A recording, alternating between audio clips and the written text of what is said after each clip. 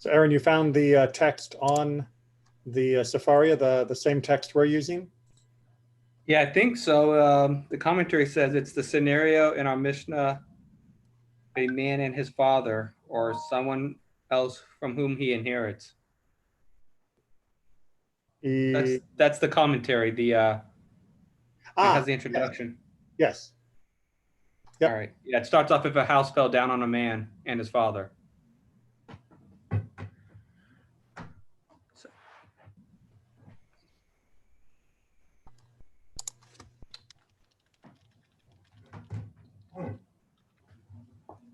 Hey, Rabbi, how can we never go over the questions?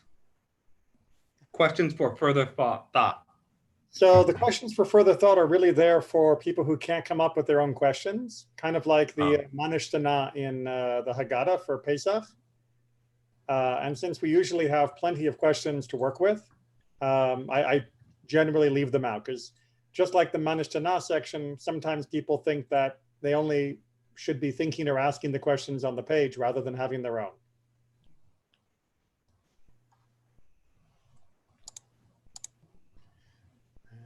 Let me share the screen of the text. And get the YouTube chat. Too many different moving pieces. Pop out. And comes back and adjust the size. Technology is great, but it does add a whole layer of complexity.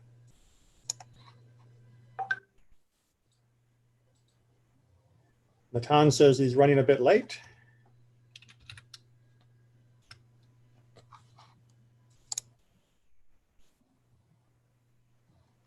Looks like we're about the right format.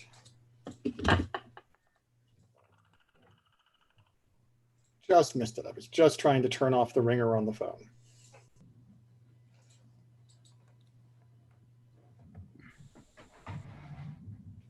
Anyone have any questions before we get thrown into our Mishnah? Just say a quick hello.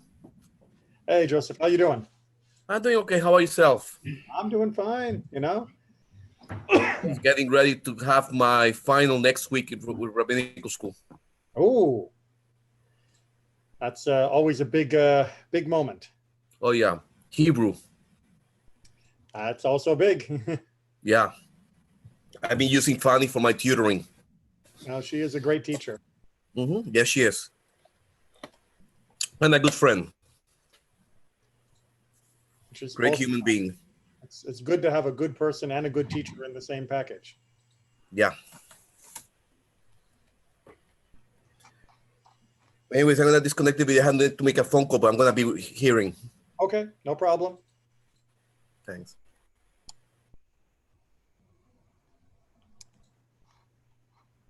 Let's see. Do we have anybody on? Nobody watching the YouTube yet.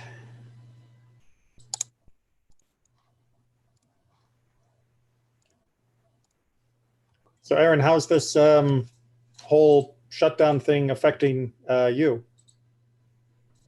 Really, it's not affecting me as much as I thought it was. Well, that's good. Yeah, so apparently lawyers, they're claiming, fall under the essential workers. So we're not shutting us out, and we go right from the parking lot to our office. Right. And probably 70% of our office isn't there, so there's only like 5 people on my floor anyways. Oh, you're practically isolated even when you're in the office. Yeah, it's only like 5 or 6 of us. So, and we don't, like I said, it's right from the garage into the office. We don't have to go outside or anything. So luckily, I guess I got lucky and made it through with very little inconvenience.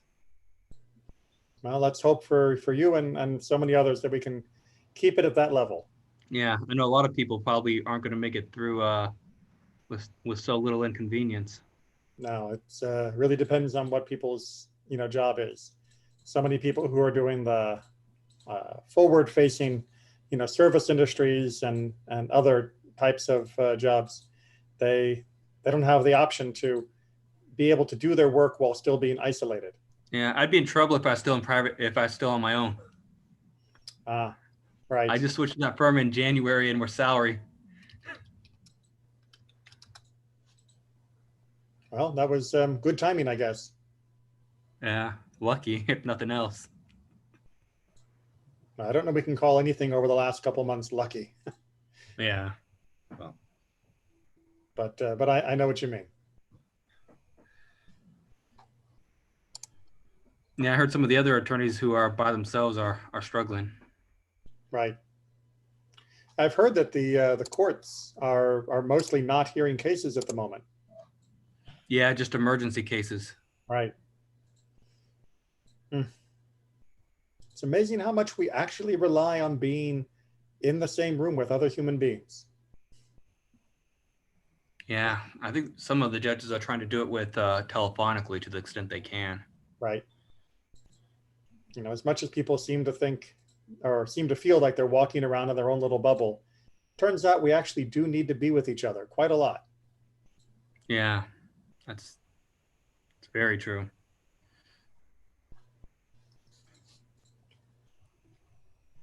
All right. Well, I think we've given a nice cushion. I'm going to go ahead and begin the discussion. Well, start with my usual technical disclaimer. We are still ironing out all of the technology, so if there are any problems with the transmission, I apologize. Thank you all for being very patient. You should see in the YouTube comments a set of links. One will take you to this Zoom, which will allow you to participate in both the video as well as the microphone chatting. That's really the best way to be part of the class, and everybody is welcome. The YouTube is live streaming as well, but there is a 20 to 30 second delay, which means it is not quite live, just a little bit back.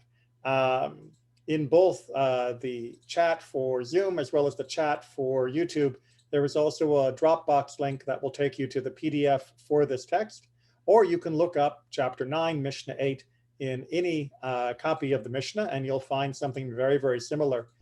We are using the Conservative Movements translation, the USCJ's translation, which can be found on Sefaria.org as well as at the Conservative Yeshiva website. And that, I think, is a thorough introduction. Gave us another minute buffer for late arrivals. And we're going to get going. All right, so we are in chapter 9, Mishnah 8, as I mentioned. And we have been talking about inheritance for some time. And now we are going to get into one of the most complicated and painful discussions of inheritance, which is when you have multiple deaths at the same time-ish.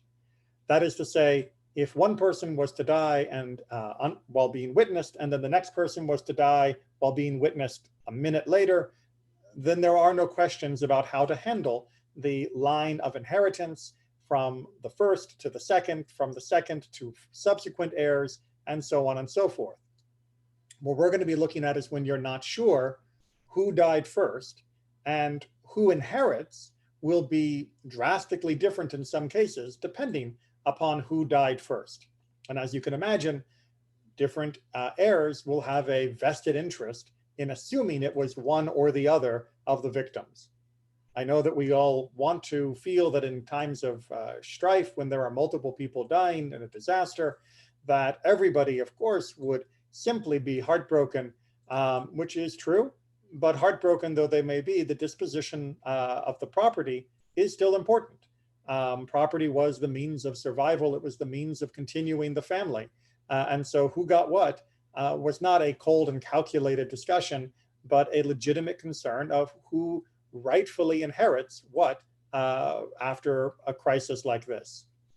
So we will try to set aside our pain as we go through this discussion of these terrible catastrophes in order that we can handle them logically. But do remember that in the actual world where something like this would happen, there would be a great deal more, there would be many more tears that would be shed over these types of issues, but they would still have to get down to the nitty-gritty of where the inheritance went.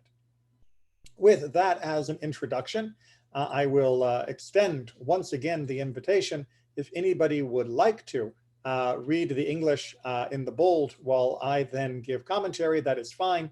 If no one is comfortable embracing this digital format just yet, or don't want to be their voice or face on the microphone or on the recording of record, that's fine. I'm happy to do it as well. I'll be happy to read. Oh, thank you, Joseph. It's nice to have the multiple voices, I think. It makes it a little bit less like a lecture from me. So I'm glad to see another person chiming in. All right, so I start with if the house, right? Exactly. If the house fell down on a man and his father, or upon a man and any from whom he inherits, and he was liable for his wife's ketubah, or to a creditor, the father heirs say, the son died first and the father died afterward. And the creditor says, the father died first and the son died afterward. All right, I'm going to interrupt you. That's the one price you pay for being the spokesperson. Oh, no problem. Okay, so what happens here? We have a house, and inside the house, we have somebody and their father, right? So the house falls down. We are all devastated. We pull apart the rubble, and there are the bodies of the two men. The question is, who died first? Now, why is this a problem? Well, it's a problem because if the father died first, then let's back it up here. We'll use it in the order that it's coming here. The father's heirs, that is to say, the other people who would stand to inherit should the father die, are going to say that the son died first and that the father died afterwards. Now, why would the father's heirs want to say that? Because if the son died first, then whatever the son had as property would be, and this is assuming, sorry, I should have pointed out, this is assuming that there was no one else to inherit before the father. It means the son's property would go back up the family tree. The son's inheritance would go back up the family tree to the father. And then when the father died, that plus the father's own estate would be inherited outwards by the heirs to the father. So it is to the advantage of the father's heirs that the son die first in order to make the property go back to the father and from the father to the other heirs. Everyone following their logic? Mm-hmm. Okay. On the other hand, the creditors, including, for example, the wife whose ketubah would be paid, they would be thinking, no, the father died first. And if the father died first, then his property would go to the son. And then when the son died, that property would go to the creditors and everyone else. So the question of who died first can make a big difference in how much property each estate has and whether or not it can pay off the debts or whether or not it can have extra to go. Joseph, I see your hand up. Excellent. That's a great way to. I have a question. Yes. Because what about the scenario that the son had a wife and children, and the brothers then reclaim that the son died first, so they goes back to the father? What about the wife of the son and the children?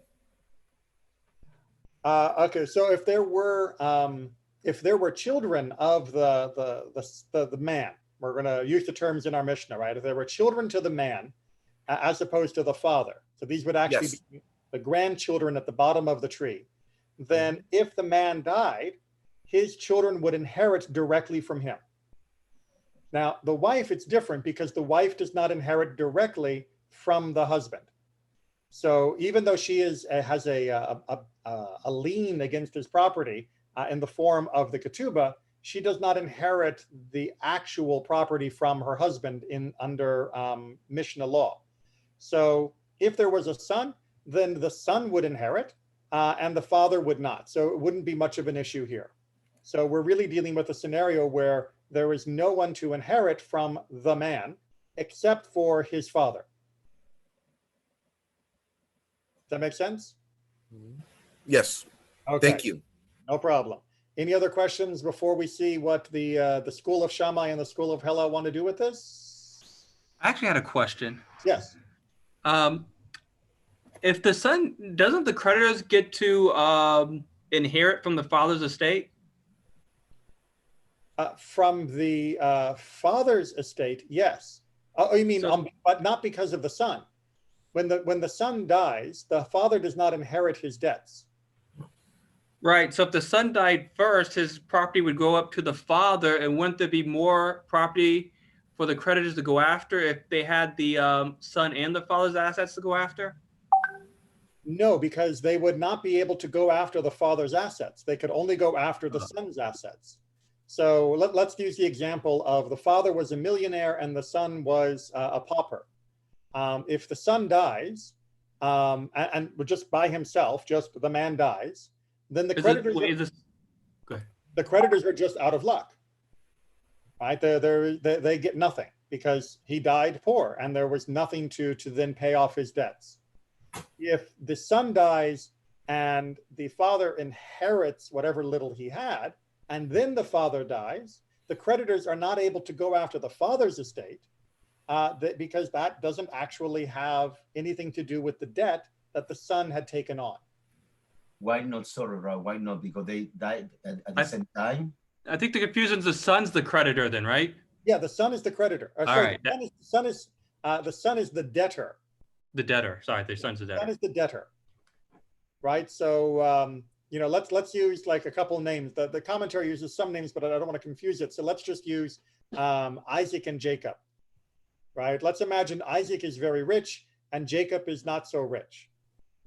Jacob has taken out a lot of debt, and then Jacob dies.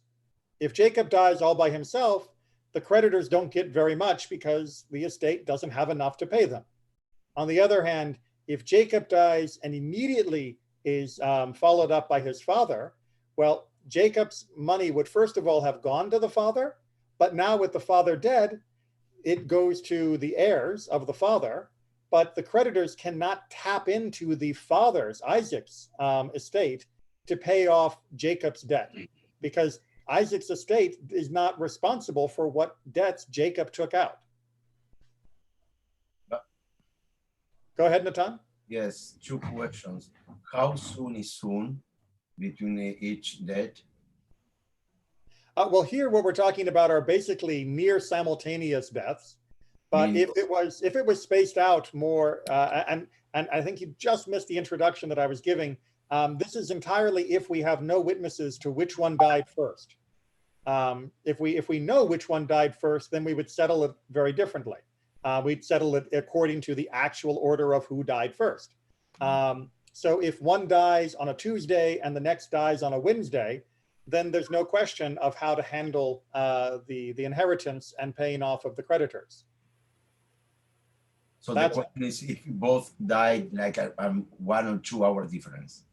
As long as we know who died first, then the second one would inherit in the window of time in between, even if it was just 2 seconds in between them. So why if the other one inherited the money, why cannot pay the debt? Because we saw before that every time that you have a debt, they go against the property. Against the estate, but this is assuming the estate does not have enough money to pay for the debt by itself. So from the first one, the estate of the first one who died, it's not strong enough to pay all the debt. So that's why the second one doesn't need to pay for the first one. Okay, now I got it. Exactly. But if the father died first, right? If Isaac died first, then Jacob would inherit. And now Jacob's estate, when he dies a moment later, has plenty of money to pay off the debts. So that's why the creditors really would like to believe that the son, the father died before the son. And how can they decide this if they are not witnesses? They can't. And that's why Hillel and Shammai are going to argue about it. So there's a room for a lot of bribe there to pay a lot of money in the middle. And that's why we're going to decide it differently than just saying the Beit Din will handle it. So Joseph, could you read the last part of the bold for me, please? Sure. The school of Shammai says, let them split the property. The school of Hillel says, the property remain in its former status in the hands of those who inherit the father. Okay. So what they're trying to say here is Shammai says, look, we can't tell who inherited what. So let's just put all the property together and we'll divide it between father and son, and we'll pay out from those two pools. So therefore, the son, his estate will be increased, the father's estate will be decreased until they're equal. And someone forgot to mute their phone. And then the father and the two estates will just pay out from that shared pool. The house of Hillel, right? Beit Hillel, that school of thought says, no, that doesn't work. Instead, we should simply assume that whoever had the property at the time of the death, that is who has the property at the time of disposing of the inheritance. So if the father's estate should go to the father's heirs, and the son's estate should go to the son's heirs, or creditors, as the case may be, and we shouldn't try to assume which one came first, which one came second. What do we think? Who do we like? Very, very interesting, the solution of Hillel, because intuitively I will go with Shammai. However, no, because yeah, it's fair. You don't know, just merge both and divide it by 2. It's very mathematical. Right. However, the Hillel one say, you know what, try to protect, in this case, the family of the heritage of the people that will receive the money, something in the state. They try to protect them. In the other hand, okay, in the Shammai school, they don't protect so much. They protect more their creditors. Exactly. And the issue here is really one that we've seen in multiple Mishnayot, and it's a general principle of halakha, that the person who comes to take has the burden of proof. Mm-hmm. Right? So the creditors in this case are the ones who are most out of luck, because they are from the outside of the inheritance structure and they are trying to take from the estate. For them to successfully take, they have to bring proof that the father died first. They can wish it all they want, but unless they have proof, they don't have the right to take it from someone else because it's not in their possession to begin with. Joseph.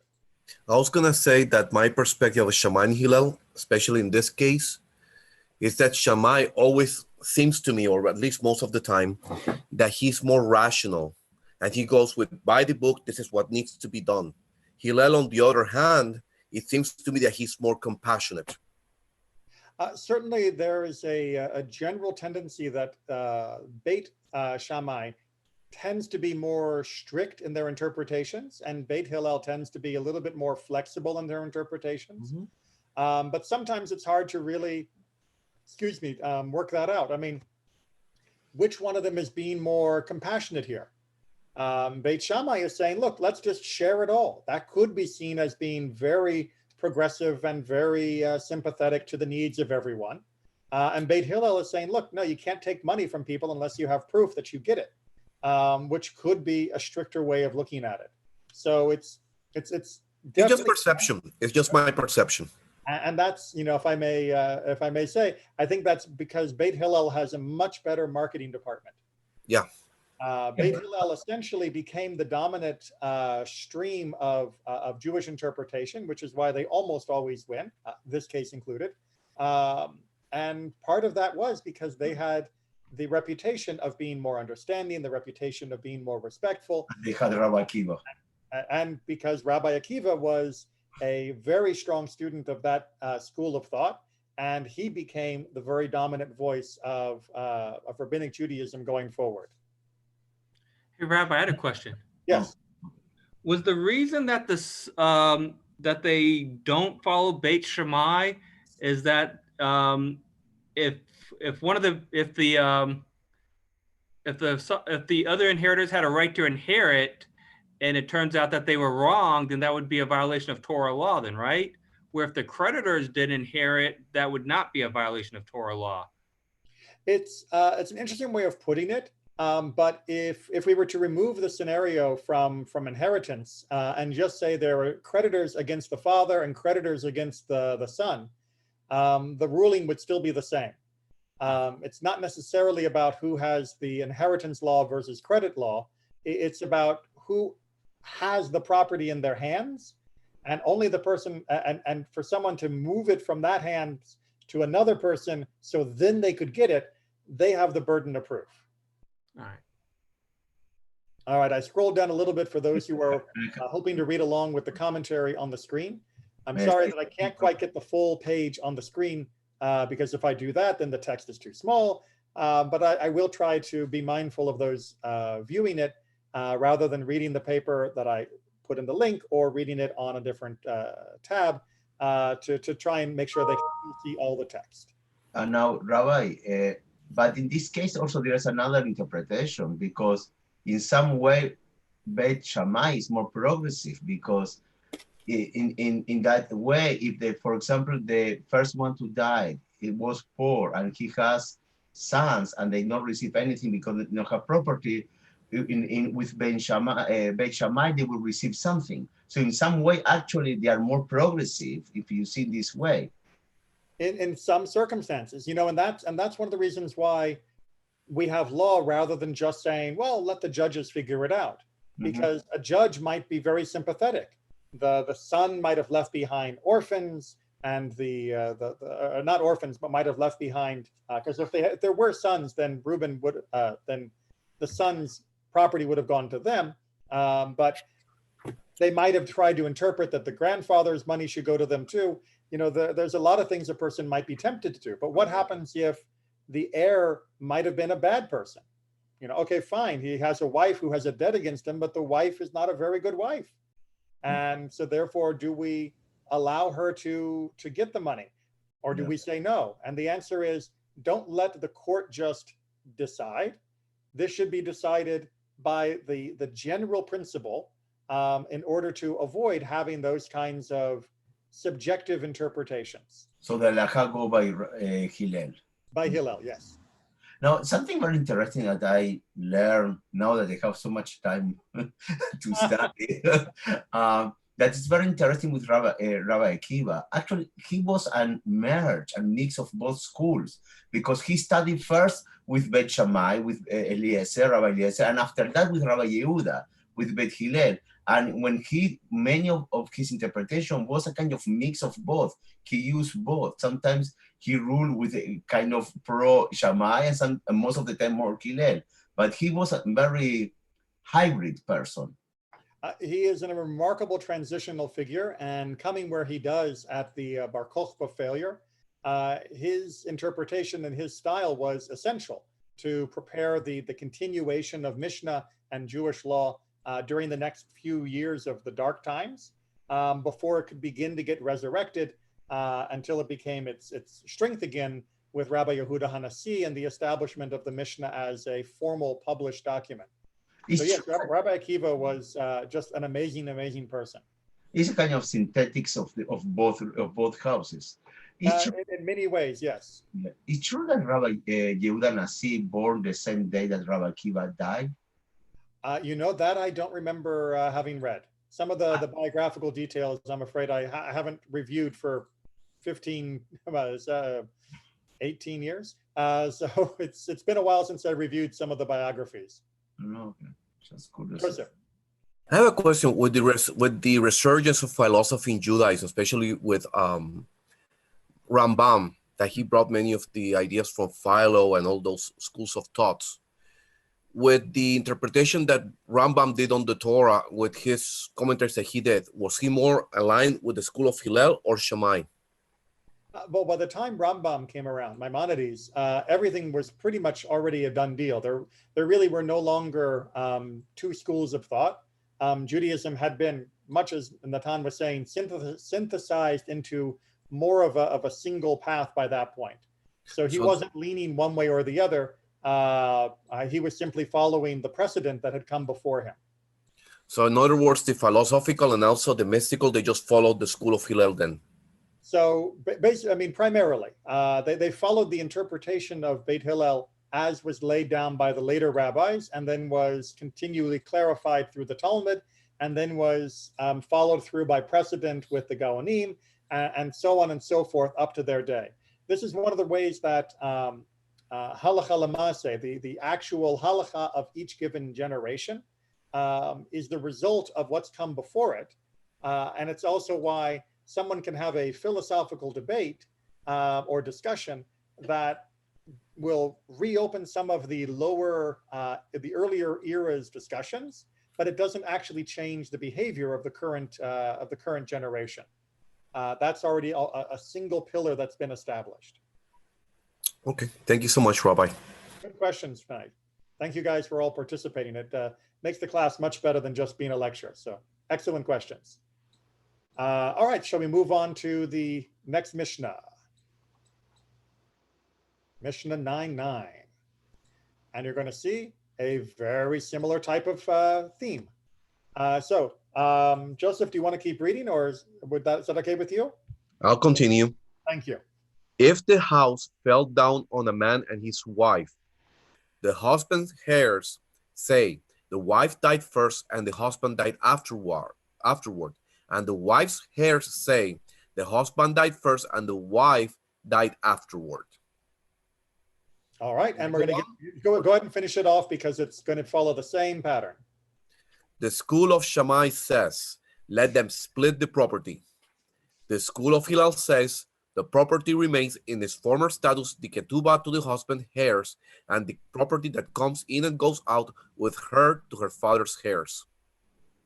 Okay, so again, now we have two people dying, husband and wife, rather than father-son. And again, there's a general understanding by the commentaries that we're dealing with a childless couple here, that the husband does not have any heirs directly, that his heirs would be his brothers or his father. Everyone got the basic structure here? Okay, so the question is, who gets what? Now, on the surface, this looks very, very similar to our previous case, where we have the question of, well, of course, the husband's heirs, his brothers, for example, would want to believe that the wife died first because the husband does inherit from his wife. And therefore, it would add to the estate. And then when the husband died, moments later, it would be distributed to his heirs, meaning his brothers or other heirs. And in the converse, the wife's heirs would want to say the husband died first and the wife died afterward. Except, what's the issue here? Why is that not quite the same as we saw in our last Mishnah? Remember, each Mishnah comes to teach us something new. Oh, sorry, Aaron. If the husband died first, the wife would get a ketubah from his estate. If the husband died first, then indeed the wife's heirs would be able to collect the ketubah, which is what's going to be discussed in Hillel's analysis. But there's a second consideration, which is the wife doesn't inherit from the husband. So what exactly is being given to her heirs? That would depend on which one of them died where. And the answer is that there was different property that a wife would bring into a relationship. Yeah. And oftentimes what she would bring, it would become her husband's property. But sometimes that property would revert to her upon his death. And other times, the property would always remain her property. So what's being discussed here is that middle property. If she died first, then that property becomes his. Whereas if he died first, that property would have been hers. And when she died, it would go to her relatives. So the question is, who gets that potentially shifting ownership of that middle property? Everyone following how ancient dowry laws used to work? I know it's not exactly something that we deal with on a modern basis, but just understand that there was property that would be entrusted to the husband that he would then own if she died early. But if he died early, it would remain her property and then go to her heirs. Does that part make sense? Mm-hmm. Okay, so how do we resolve this? Well, again, Beit Shammai says just divide everything up and everything's fine, but the Beit Hillel is going to handle it differently and say that the property remains in the former status, meaning whoever has it, right? The property that is the ketubah, that stays with the husband's heirs, because that ketubah money was in the husband's hands when he died. And therefore, since we don't know that she died second, we have to believe that, we have to just simply say, we don't have the right to touch that, because how can we prove that he died first? And likewise, the property that goes in and out with her, that would go to whoever is in her father's house, her original family.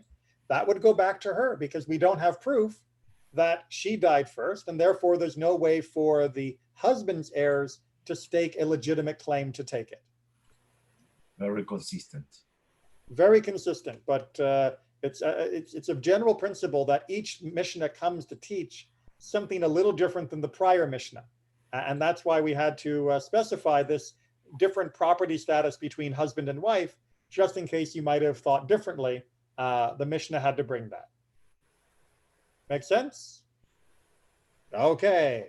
And moving along, where's my mouse? Let me make sure we have the bottom part of the text. People can hit pause if they want to review this. Bum, bum, bum, bum, bum. Thank you very much to United Synagogue for producing this translation. Moving on, chapter 9, 10. Let's get that as far down as possible. You know that, Rabbi, we are only one chapter before the end. We need to start thinking what's next. What's next is going to be how long will it take us to get through chapter 10. But yes, we do need to consider what other Masechet we'd like to wrestle with after we finish Bava Batra. If anybody has suggestions, you can throw them up in the chat, either in the Zoom Eruvim. chat. What? Eruvim. Eruvim. You want to keep going in connection to the Daf Yomi? Yes, yes, but also because it's connected to Shabbat. Well, yes, but it's also what comes after the current Masechet in the Daf Yomi cycle. Yeah. We can consider Eruvim. It's a little technical, but practical. Well, it's only practical if you plan to actually make your own eruv. If you're not planning to build your own eruv, it's not exactly something that you're going to be engaged with on a daily basis. But let's go ahead and finish one more house collapse. Joseph, right. Do us the honor. If the house fell down on a man and his mother, they, the school of Shammai, and agree that they split the property, Rabbi Akiva said, I agree here that the property remained in its former status. Ben Asai said to him, we already are distressed over those things upon which there is disagreement, and you're coming to bring disagreement on the points in which they agree. Okay, so I don't know again why the translation here is a bit corrupted, but it's supposed to be they and they, meaning that both Beit Hillel and Beit Shammai agree that the property should be split. So in the case of the house falling down where it's a man and his mother, then they say, look, we cannot, because of the complication of the inheritance, we cannot actually unwrap this, and therefore we are just going to split the property. So Rabbi Akiva then comes along, pursuant to what Natan was saying earlier, and says, actually, I think the property retains its former status. And Ben Azai chastises him by saying, wait a minute, look, we finally got Hillel and Shammai, the two schools, to agree, and you're coming along to add that they should argue with each other? I mean, come on, let's actually not have an argument about this. But and Alaha goes. What's that? Alaha goes by whom? It goes by Rabbi Akiva. Really? Yep, Rabbi Akiva actually does win, that it should be consistent here, even though it's a more complicated case, and we should simply allow the property to remain in the hands of whoever had the property at the moment of death. Basically, in all of these cases, with Rabbi Akiva's help here at the end, the halacha is we assume that there was a simultaneous death, and therefore the property that was in the ownership of the deceased goes directly to the heirs, and we assume no cross inheritance between the two dead. So what happened? Which argument the house of Shammai heard that they changed the opinion? Because until now they were very consistent. What suddenly they? No, sorry, Hillel. Why suddenly Hillel move and agree with their previous idea of school of Shammai? Or split right. the So the issue here is because of the way that both sides can inherit from each other is a little bit more complicated than usual, and so therefore we can't, according to them, we can't extract who would have gotten what, and they have equal claims to the property. So because of that equal weight of their claims, that each side has the right to claim that they would be able to inherit, they both say split. But why is more complicated here? School of Shammai and School of Hillel idea. Well, why is more complicated now here to find the division comparing to the previous cases? So the issue here, I'm trying to see whether or not the commentary gives you a better explanation than I'm managing here. So the issue here is that really no one has a prior claim to the property. No one has a perfect claim to the property. Unlike in the previous cases, each side could claim, look, this is mine because it is the property of the person who has deceased that I would naturally inherit. But in this particular case, because the property is moving out in different ways, there isn't that same presumption of who has what ownership to start in a way that is more legitimate than the competing claim by someone else. But in this case, it's not the father that takes the property.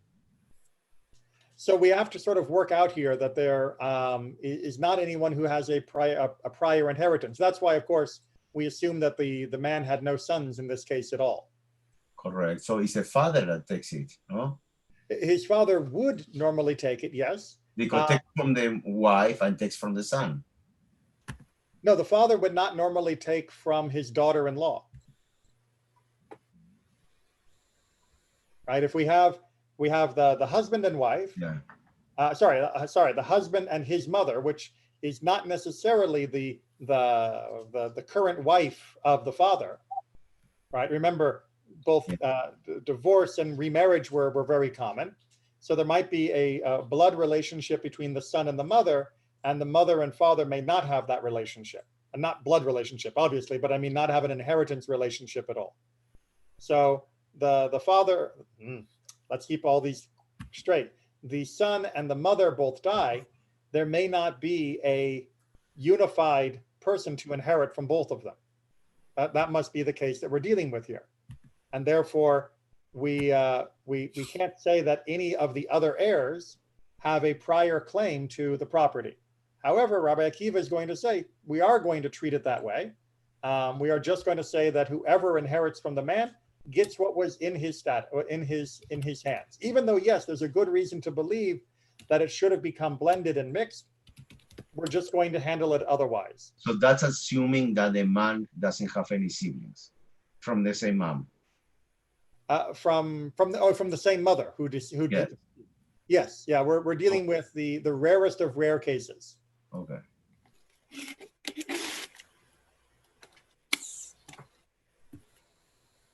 All right, everyone got, okay. So for our last 15 minutes, yes, let's dive into chapter 10. All right, boom, chapter 10:1, that looks like the best place to put it. Okay. Just get it. All right. A simple document has the signatures within at the bottom of the semicolon. Sorry, this is, No, that's not. I really need to go through and proofread these better. For some reason, however they got uploaded to the system, there are a lot of typos. So there should be a parentheses after the phrase at the bottom of the document is what it should say at the top. A simple document has the signatures within, meaning at the bottom of the document. Okay. However, a soon document has signatures behind each fold. Okay, welcome to the way of doing documents in the ancient world, which we don't exactly follow in the modern world. So the first you'll probably recognize, a simple document. So this is the standard way of writing a contract or writing another type of document, and then you simply sign on the bottom of the document, right? That's what if you look at a ketubah nowadays, that's the way it's usually handled. Even when we have a get nowadays, that's the way it's usually handled. A sewn document, on the other hand, is a unique structure. The sewn document, what they would do was they would write a line, they would fold it, and then they would stitch. And then they would write a line and fold it, and then they would stitch. This was in order to create a tighter document that was considered even more secure. And when that process was happening, they were, of course, folding it over and over, and they would sign on each level, basically to say that this entire thing was validated. So this was a rabbinic creation to make for an even more ironclad record of what had been done and the witnessing to it. So everyone following that kind of idea? Mm-hmm. So they saw the document in order to be sure that no one can see what happened inside, what is inside. No, you could eventually see it. In order to see it, though, you'd have to undo the stitches to unfold it. Means to give an extra protection. But it was basically like a way to prevent forging, because it would be impossible to write into the document because all the lines would have been very, very strictly made. The big issue whenever you're writing a Jewish document, especially in the days when they were written by hand, or nowadays, even still when we're writing a get, is somebody could tamper with the document. They can, flake off the ink, they could squeeze in an extra word, they could put an extra line in, they could change what the document said. And with the signatures at the bottom, it would be a proven document, but now with false information. So the idea here is to add an extra layer of protection to prevent that. In a modern world, when we do a get what is done is when the sofer is writing it, there are certain signs and certain ways that they do it, certain ways of doing the letters to prevent any tampering with the text, in order that the get that you are delivering is indeed the original get that was commissioned by the husband. Yes, Joseph. I was going to comment that actually, when I was a kid, I remember this was before the advent of computers, that they'll fold the documents and then they'll put the signature. And then if somebody open it up, it'll actually break the signature. So if they try to put it back together, it was not going to be the same. And that was a safety mechanism to keep the integrity of the document. And that is still done. I will often find envelopes that have a signature written across the fold of the envelope, the break of the envelope, the flap. When you vote. When you vote by mail, exactly. I still like voting in person, although this coming year I may end up having to vote by mail. But yes, exactly. Writing across the flap of a document is still something that is done. All right. So the question is, now that we know these signatures, what happens if you do it wrong? What happens if you do it differently? So if you can continue, Joseph. If in a simple document, its witnesses sign behind, or if in a soon document, its witnesses sign within, they are invalid.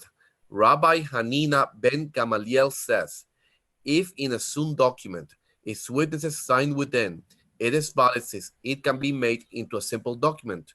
Rabbi Shimon ben Gamaliel says, everything should follow local custom. Okay, so Hanina ben Gamaliel is trying to say, look, well, first of all, let's make sure we understand the Tanna Kama, the first opinion. Right? The first opinion here is saying, if you've got a simple document and they put the signatures on the back as though it were a sewn document, or if you have a sewn document, but the witnesses signed at the bottom, they didn't sign on the outside flap that was covering each of the layers, that's not a valid document. And I thought that they is signing both inside and outside, so they need to compare if they are the same signatures. No, because it's not a question of signing for comparing the signatures. It's proving for each and every line that it was validated. So the issue here is that all of those lines are indeed what was actually commissioned when the document was written. The question is, if you don't follow the proper protocol, is it a valid document or not? And the Tanakama, the first opinion here that doesn't have a name to it, says no. If you fail to follow the protocol, it doesn't work. Now, the first one, the simple document where people witness behind, that makes perfect sense. I mean, because after all, if you sign the back of a document, what proof is that you knew what was on the front of the document? What proof is that the front of the document wasn't added to or altered or in some other way changed in a way that makes it a forgery? So clearly you want to have your signatures where the text is. However, says Rabbi Hanina ben Gamliel, a sewn document, if they wrote inside, fine, unstitch it, stretch it out, it's now a regular document, right? It's got a few holes in it from the stitching, but it's still a valid document. It just isn't the sewn document level of security. But Rabbi Shimon ben Gamliel argues back and says, no, if the custom is to do it a certain way, then you have to follow the local custom. And indeed, the rabbis were very strict that if there was a way that the rabbis had instituted for doing a particular contract or other document to prove that it was valid, you had to actually follow that procedure, because to deviate was to cast doubt on whether or not the correct procedure had been done and whether it really was a valid document. Any deviation from the local custom showed that something was fishy. Does that make sense? Rabbi, Yes. but if the custom, if they do the paper and they sign it, and the paper was on the custom of the any country, that's valid. That mean if it was valid according to the custom of where it was done, yes. Okay, but what they call it a sample paper? The simple document. The simple document means that it was done in a sort of generic way, and that is the most common way that documents used to be done, was to just be text, signatures, done. The sewn, the unusual way. Okay, okay. So it can be a ketuba or anything. Well, yes, and indeed, you know, they talk about examples of many different types of documents, whether it be a ketubah, whether it be a debt, whether it be an actual get for the divorce document. By the way, the term that's generally used is get, even though we think of get as being for divorce only. Really, the word get just means generic document. Okay. So I mean, a simple document gonna be can be any document, right? Yes, the simple here isn't talking about the contents of the document. It's talking about how it was written and witnessed. Okay. All right. Any other questions on 10.1? Can we quick question? Yes. Just out of curiosity, is part of the purpose that that you go by the local custom? I thought a big part of it was to try to bridge society and halacha to make them try to be as close as possible. It's not just a question of bringing the common people's behavior into line with what was actually required by the rabbinic authorities. It's also because when people start deviating from the local custom, it makes it much harder for everyone to know whether or not something shady is going on. You know, imagine if someone came and they wanted to buy something from you. You know, you were selling it on Craigslist, and they said, well, you know, how about if I buy it to you in euros? Well, yeah, I mean, it is money, and I can always go to a money changer and get it exchanged. But as soon as you ask me to do something like that, you know, all the hairs in the back of my neck are standing up going, what's going on here? Why would you want to pay in euros? You know, it just makes me uncomfortable. Now, if I worked in an airport and someone came by and said, oh, can I pay for this in euros? Okay, fine. Yeah, people in airports are always have different money from different parts of the world. The local custom in that place, it's not suspicious. But I thought a big part, especially with business, though, I thought they didn't want to lose out on business opportunities. Well, businesses don't want to lose out on business opportunities, but they also don't want to be taken advantage of. Right, but I thought that was partly why they went through the local customs. As long as you could merge, I mean, as long as it didn't break halacha, they had no problem following the local customs to increase. No. Well, this isn't necessarily having a problem following local customs. The rabbis, of course, were happy to follow local custom. They were trying to say the person who chooses to deviate from local custom, right, that's the person who has the problem. It's not whether or not you can comply, it's whether or not you can break local custom. And breaking local custom was, in almost all cases, unless local custom was actually against halakha, breaking local custom was in almost all cases prohibited, even if it was technically within halakha, if you happen to have been in a different locale. All right. All right, so let's get Mishnah 10, chapter 10, Mishnah 2. Joseph, you gonna still bounce with us through the bold? A simple document requires 2 witnesses. Assumed documents requires 3. If a simple document has only 1 witness or assumed document has only 2, they are both invalid. All right, very straightforward. The idea that the sewn document required 3 witnesses was a rabbinic enactment, as they were the ones who created this style in the first place. So therefore, since they claimed it needed 3, it needed 3. And even though 2 would normally be usable in a general way under Jewish law, because the rabbis had enacted the need for 3, if you're going to do the sewn version, you've got to have 3. Makes sense, right? Okay, that's the easy part of our Mishnah. Gets a little bit more complicated with a little bit of math. Okay. Onward. If it was written in a debt document, 100 sus, which are 220 sela, equals 80, he can then claim only 20 sela.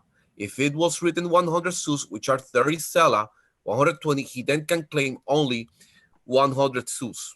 Okay, so remember I talked about the monetary exchange. Mm-hmm. So the issue here is the person who wrote the document got the numbers wrong. It should be in standard currency, 25 sela to 100 zuzim. And in both cases, they made an error. But the error is going to be interpreted in both places in the favor of the debtor, right? That the person who has the debt will basically be allowed to pay the lower amount of the 2. Again, you're asking that person to give money.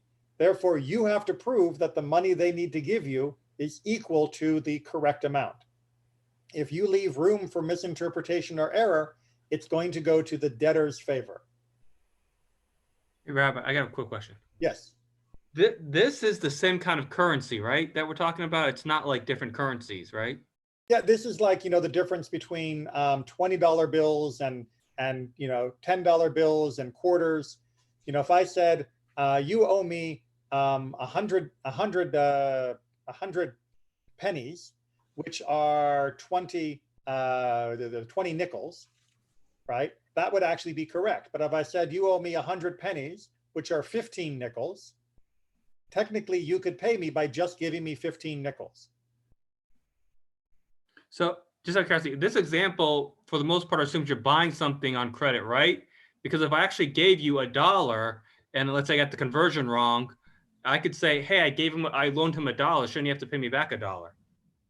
Well, it's not a question of payback. So there's a difference between purchasing and making a contract, right? So let's say I say I'm going to deliver to you 100 bushels of corn, and you're going to pay me 100 zuzim for that, right? That's where we're making the agreement. Or if you say I'm going to rent this land from you, and at the end of the year I'm going to pay you 100 zuz for it because I will have made money from the usage of the land, which I don't have yet, then that would also be what we're talking about here. So It's really more of a debt than a purchase in most cases. Right. But if I obtain the debt by giving you $100, or if I become the creditor by giving you $100, and I write down the wrong conversion rate, can't I say, hey, isn't the fact that I gave him $100 evidence that he should have to pay me back $100? All right. So there's where we get two very important questions. One, or very important issues. One is that what actually you did is only known because of the document. And the document says what you owe. So what you owe is what the document says.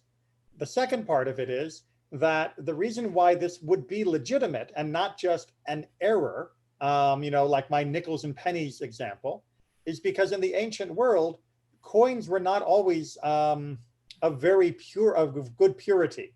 And sometimes there would be deprecation between the different types of currencies. Some of them would have been recast or mixed with a lower quality of metal, of less silver or less gold in them, and more base metal mixed in. And therefore, it is entirely possible that 100 zuzim could be paid back with only 20 sela. And likewise, 100 zuz could be paid back with 30 sela of differing types. But if you didn't specify exactly which type it was, then it is open to additional interpretation. That's why this isn't just a math problem. There is a level of currency fluctuation, shall we say. That's why, again, it's always best to put more details on the page, right? 100 zuzim of standard weight and measure are paid back by 25 sela of standard weight and measure. That's how you should be being clear about these things.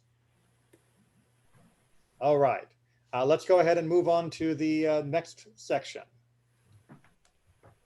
If there was written in a debt document, silver zuzim, which are, and the rest was erased, the creditor can claim at least 2 zuzim. If there was written... Hold on a second. So let's just make sure we've got, this is why you want to use better ink, right? She wrote, he owes me silver zuzim, which are blah, blah, blah, blah, blah. But the problem is the blah, blah, blah, blah, blah has been erased, right? It's flaked off. Now, remember, the creditor is the person who owns the document waiting to collect. So you can't claim that the debtor is the one who erased it. But also to avoid the creditor erasing it and then claiming more than was originally on it, the law is, since it says zuzim, plural, you can claim 2, right? Because at minimum, there were 2 that you were owed. So you get 2 because the document has become degraded, but at least you get that much. Second part, if you will, Joseph. If there was written in a debt document silver selas, which are, and the rest are erased, the creditor can claim at least 2 selas. If there was written in a debt document darics, which are, and the rest was erased, the creditor can claim at least 2 darics. All right. So regardless of what denomination the coin was, whether it's a small coin or whether it's a large coin, if the details have been erased, the details have been erased. And the best we can do for you is to give the 2 as being at least attested to by the document. But what happens if you bring 2 witnesses that they own you 30 zuzim? All right. So if you actually can produce the witnesses to the original contract, not just their signatures, but the real witnesses, then yes, you can go to court and you can reestablish the debt or the actual what's owed according to the original agreement. But since witnesses are not always available, that's why we rely on signatures. But if you're relying on signatures, then you're relying on the rest of the document as well.